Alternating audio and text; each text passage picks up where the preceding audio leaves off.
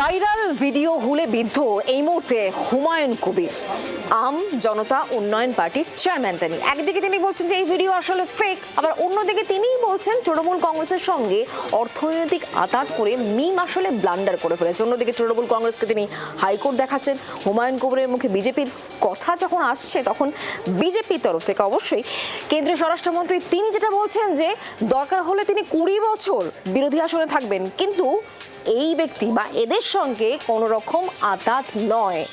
আর এই সুযোগ বুঝে পাল্টা কটাক্ষ করছে আবার তৃণমূল কংগ্রেসও।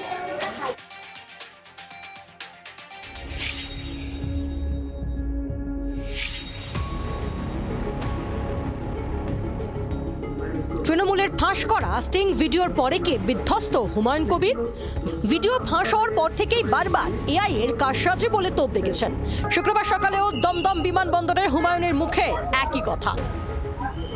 শুক্রবার উত্তর দিনাজপুরে ইসলামপুরে সবুজ কপ্টার থেকে পারলে লাফিয়ে নামার চেষ্টা, চাপে আছেন হুমায়ুন।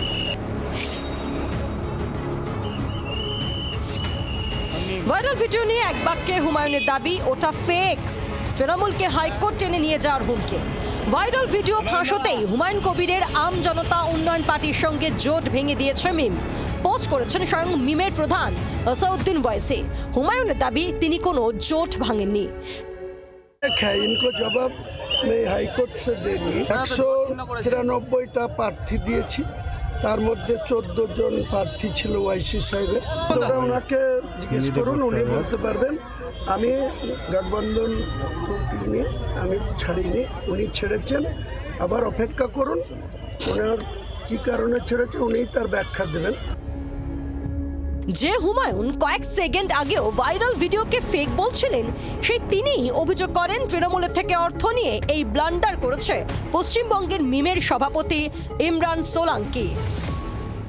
রাজ্যের যিনি ওনাদের দলের সভাপতি ইমরান সোলাঙ্কি মুর্শিদাবাদের রঘুনাথগঞ্জে যে রাজ্য সরকারের প্রতিমন্ত্রী আকরুজ্জামানের বিরুদ্ধে মনোনয়ন করেছে, এ আমার কাছে কংক্রিট খবর আছে। ওয়াইসি সাহেবকে ভুল বুঝিয়েছে, আর এরা এখানে তৃণমূলের সঙ্গে একটা অর্থনৈতিক ডিল করে কালকে এই ব্লান্ডার। আমরা বিজেপির বিরুদ্ধে আছি, এই জন্য আমরা এই ভিডিওটা যে এসে উনি হুমায়ুন সাহেব বলছেন এটা কি এআই ভিডিও, ওটা প্রমাণ করুন, কোনো সুবিধা নেই। কিন্তু আমরা এখন এই মুহূর্তে আমরা আর জোট ভেঙেছি, জোটে থাকবো না। আমাদের পার্টির যে সভাপতি আছেন, জাতীয় সভাপতি আসাদুদ্দিন ওয়াইসি সাহেব, উনি ঘোষণা করে দিয়েছেন আমাদের পার্টির এটাই স্ট্যান্ড আছে যে আমরা একটা করব। ভাইরাল ভিডিওতে হুমায়ুন কবিরের মুখে বিজেপির সঙ্গে আতাতের কথা শোনা গিয়েছে।